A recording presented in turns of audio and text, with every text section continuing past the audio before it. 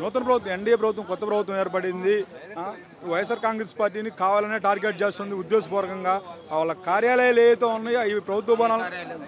ఏ కార్యాలయాలు? వైఎస్ఆర్ కాంగ్రెస్ పార్టీ కార్యాలయాలు ఎక్కడున్నాయి? వైఎస్ఆర్ పార్టీ కానీ గవర్నమెంట్ సైట్లో కట్టేసి, గవర్నమెంట్ సైట్ కదా అది, గవర్నమెంట్ సైట్లో కట్టుకున్న ప్రభుత్వ కార్యాలయాలు కాదు అవి, పార్టీ కార్యాలయాలు. అది పార్టీ కార్యాలయాల్లో ఉన్నప్పుడు అది పార్టీ కార్యాలయం తీసేయటం రీజన్ అది. ఇంకేంటి? కనీసం ఇప్పుడు ముందస్తు నోటీసులు కూడా ఇవ్వకుండా కూల్చివేశారు అంటున్నారు. ముందస్తు నోటీసులు అంటే ప్రభుత్వ కార్యాలయాలు ఇచ్చి దౌర్జన్యంగా కట్టించుకొని వాళ్ళు ఇష్టం వచ్చినట్టుగా కడితే దానికి నోటీసులు ఇచ్చేది ఏముంది? గవర్నమెంట్ సైట్లో ఇప్పుడు నా సొంత సైట్ ఉంది, నా సొంత సైట్లో నేను కట్టుకుంటా, అది ఎవరికి నోటీస్ ఇవ్వాల్సిన అవసరం లేదు.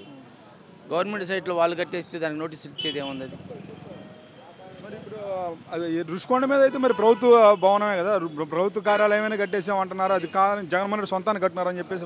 అది ప్రభుత్వ భవనం కాదు, అది ఆయన సొంత విలాసాల కోసం, భారతి గారి కోసం, జగన్మోహన్ రెడ్డి కోసం సొంతగా కట్టి ప్రజాధనాన్ని అంత 500 కోట్లు పెట్టి ఇష్టం వచ్చిన అనుసారంగా వాళ్ళు ప్రవర్తించారు.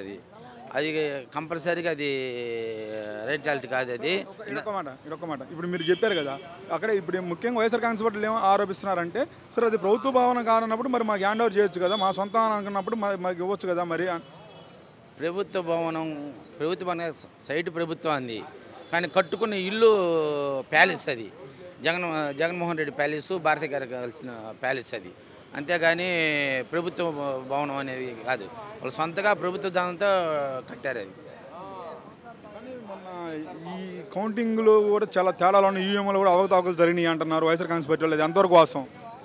2019లో జగన్మోహన్ రెడ్డి గెలిచాడు, అప్పుడు మాట్లాడలేదు కదా అతను, ఇప్పుడు వచ్చి మాట్లాడుతున్నాడు కదా, అది కరెక్ట్ కాదు కదా. అది అట్టేటప్పుడు మోడీ గారికి 271 వచ్చినాయి, 400 తీసుకురాగలుగుతాడు కదా, అవకాశం ఉంటే ఈవీఎంలు 400 తీసుకురాగలుగుతాడు కదా, తీసుకురాలేదు కదా, కరెక్ట్ అయినట్టే కదా. ఇది ఎలా ఉంటుంది సార్? ఇప్పుడు అమరావతికి అప్పుడే రైల్వే లైన్ కూడా తీసుకొచ్చారు చంద్రబాబు నాయుడు గారు, ఆల్రెడీ స్థలం కూడా సేకరణ జరుగుతుంది. అమరావతి మెయిన్ స్టాప్గా ఉండిద్ది అంటున్నారు, ఎలా ఉండబోతుంది? అమరావతి గుడ్ సెలక్షన్ అనేది.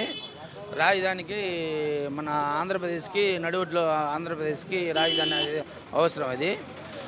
అది స్వచ్ఛందంగా రాజధానికి సంబంధించిన రైతులు అందరూ 34,000 ఎకరాలు ఇచ్చేసి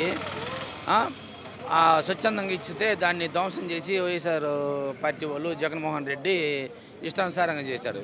దానికి ప్రజలు తీర్పు ఇచ్చేసాడు, వెళ్ళిపోయారు. అందుకని 11 సీట్లు వచ్చినాయి అతనికి.